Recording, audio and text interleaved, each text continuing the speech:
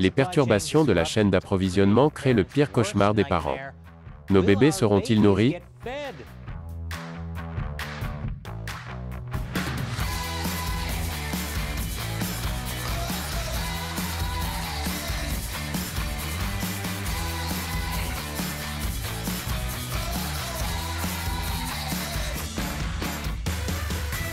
Bienvenue à l'émission Amérique dévoilée, je suis Chris Chappell. Élever un bébé est difficile dans le meilleur des cas.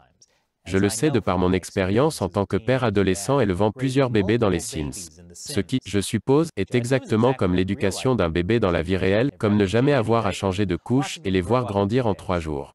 Bref, les choses sont plus difficiles pour les parents de nos jours en raison d'une pénurie nationale de lait maternisé. Les étagères de lait maternisé se vident rapidement. Et cela fait paniquer les parents. Ce matin, les parents cherchent désespérément l'aliment vital dont leurs bébés ont besoin.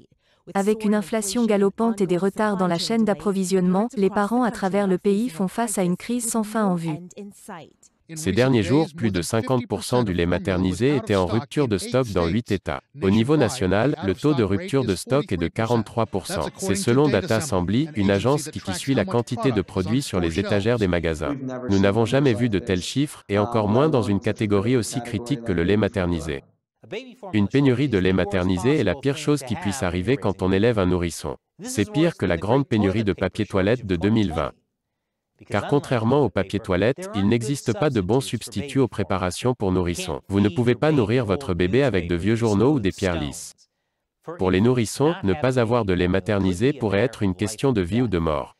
Si vous vous dites, pourquoi ne pas simplement allaiter? Ce n'est pas si simple. Toutes les mères ne peuvent pas produire suffisamment de lait. Et même si elles le peuvent, certains nouveau-nés ont du mal à s'habituer à l'allaitement.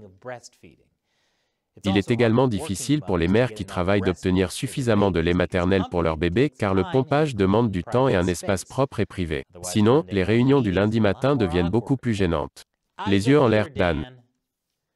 En fait, selon le CDC, seulement environ un parent sur 4 allait exclusivement ses enfants jusqu'à 6 mois. La plupart des parents dépendent au moins partiellement du lait maternisé. Comme on peut s'y attendre, les parents sont prêts à tout pour en avoir plus, même si cela implique de traverser plusieurs heures de route d'un État à l'autre. Pourtant, il arrive qu'ils reviennent bredouilles.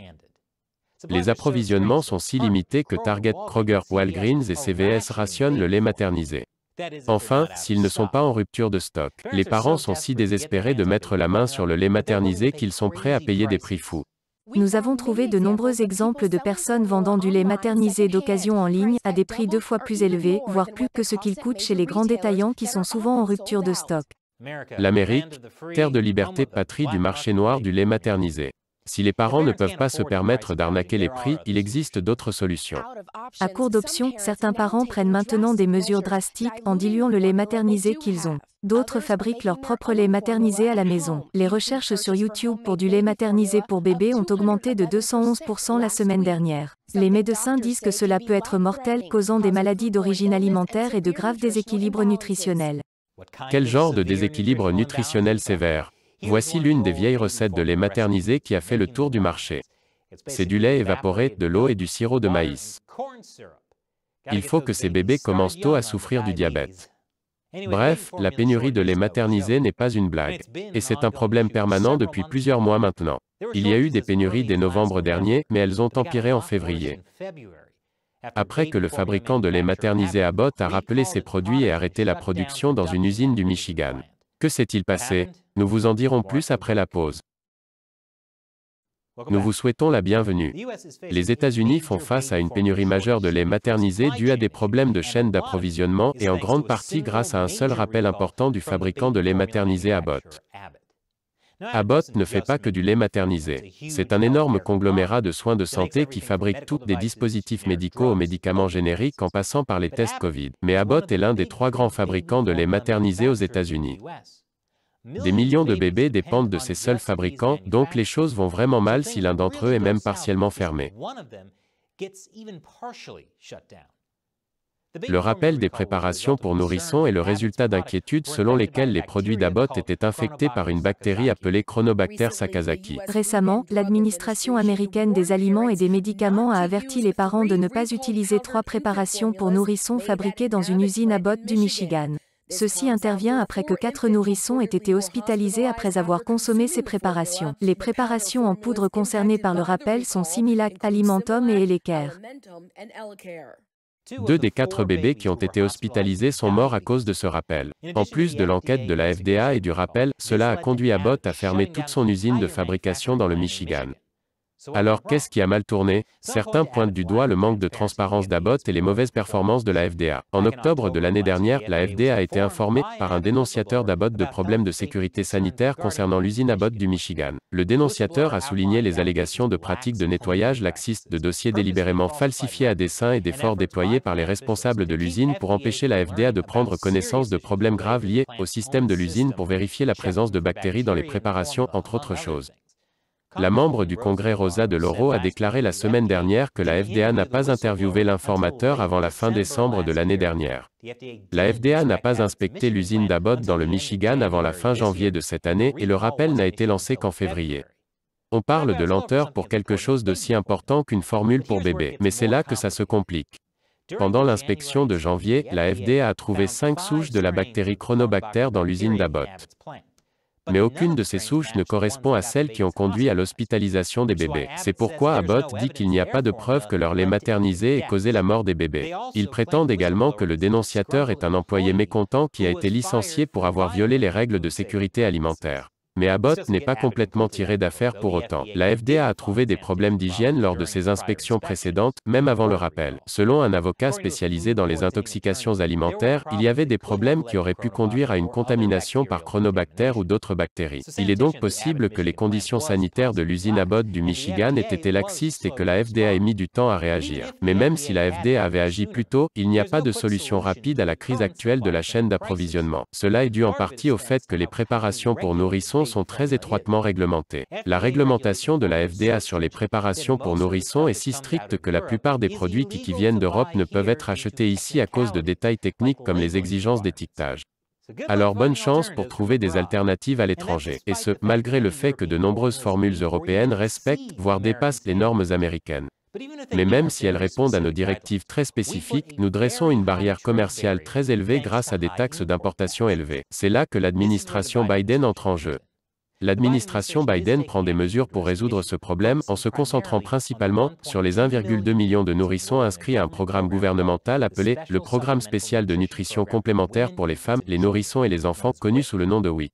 Il a également annoncé des mesures supplémentaires pour que les préparations pour nourrissons arrivent sur les étagères des magasins aussi rapidement que possible, sans compromettre la sécurité. Ces mesures comprennent la réduction de la paperasserie pour que davantage de préparations pour nourrissons se retrouvent plus rapidement sur les rayons des magasins, en incitant les États à offrir aux consommateurs une certaine souplesse quant au type de lait maternisé qu'ils peuvent acheter avec les fonds WIC, en demandant à la FTC et aux procureurs généraux des États de sévir contre les prix abusifs ou de marché déloyal liés à la vente de lait en poudre, comme les vendeurs tiers qui revendent les préparations à des prix exorbitants, et l'augmentation de l'offre de lait maternisé par une augmentation des importations.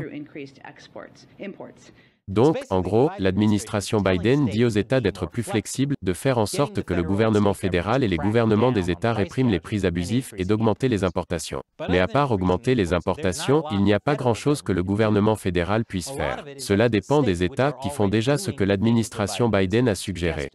Et quand il s'agit d'augmenter les importations, au moment de cet enregistrement, la FDA n'a pas encore annoncé comment elle allait s'y prendre.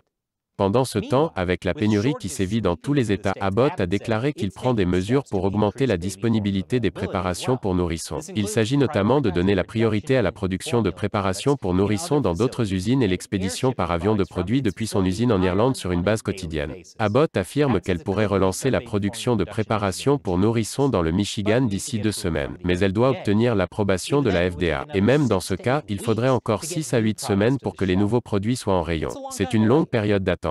À bien des égards, le lait maternisé n'est qu'une petite partie des problèmes de chaîne d'approvisionnement liés à la pandémie que nous avons connue ces derniers temps. Il est donc facile de ne pas s'en préoccuper tant que les couches pour bébés ne sont pas en rupture. Mais les pénuries ne seraient pas un tel problème si nous ne dépendions pas sur seulement quelques sociétés pour les préparations pour nourrissons. J'en dirai plus après la pause. Soyez les bienvenus. La pénurie de lait maternisé fait partie d'un problème plus vaste de chaîne d'approvisionnement. Et certains disent que les plus grands coupables dans cette situation sont un petit groupe de gros producteurs de lait maternisé. J'ai entendu parler de Big Tobacco, Big Oil et Big Pharma, mais jamais de Big Bottle. C'est nouveau. Quoi qu'il en soit, les critiques disent que ce sont les monopoles qui sont à l'origine de la pénurie de lait maternisé. Abbott est l'un d'entre eux. À lui seul, il représente plus de 40% de nos préparations pour bébés.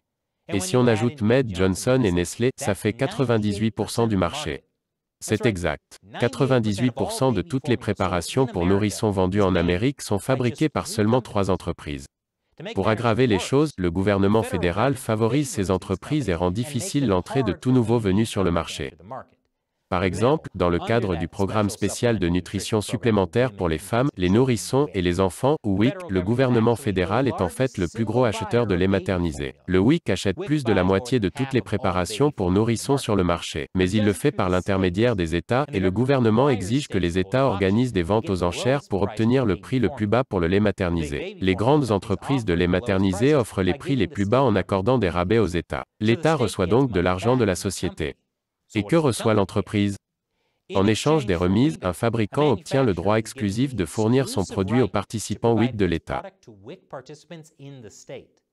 Donc, la société de lait maternisé rend de l'argent à l'État en échange pour un contrat exclusif dans l'État. En bref, elle achète un monopole d'État. Les parents de cet État qui utilisent le programme WIC ne sont autorisés à acheter que le lait maternisé de cette société. Cela rend presque impossible la présence de formules alternatives dans les magasins, car près de la moitié des femmes aux États-Unis reçoivent du lait maternisé par le biais de WIC. Et devinez qui a le plus de contrats WIC aux États-Unis? Abbott. Abbott Nutrition est le seul fournisseur de lait en poudre pour nourrissons pour les programmes d'aide du gouvernement américain dans 34 États, et à Washington, D.C. Donc, quand Abbott a dérapé, ça a été un gros problème. Et le plus fou, c'est que nous ne sommes pas vraiment à court de lait maternisé. La FDA a déclaré que dans l'ensemble, les fabricants de lait maternisé du pays produisent assez pour répondre à la demande même sans l'usine principale d'Abbott. Et la Maison-Blanche a fait écho à ces affirmations. Le problème est que, même si la production nationale globale de lait maternisé est suffisante pour s'en sortir, les pénuries sont fortement concentrées dans certaines régions, comme les zones où Abbott a le contrat WIC. C'est pourquoi les critiques disent qu'il est temps d'avoir plus d'options pour encourager la concurrence. C'est ce qui arrive quand les programmes gouvernementaux interfèrent avec le marché libre. Alors, qu'en pensez-vous? Faites-le nous savoir dans les commentaires ci-dessous. Et nous ne pourrions pas réaliser cette émission sans le soutien de téléspectateurs comme vous. Vous pouvez nous aider à partir d'$1 par épisode sur patreon.com/americauncovered ou sur notre plateforme de médias sociaux exclusive americauncovered.locals.com. Les liens vers les deux sont dans la description ci-dessous. Encore une fois, je suis Chris Chappell, merci de regarder Amérique dévoilée.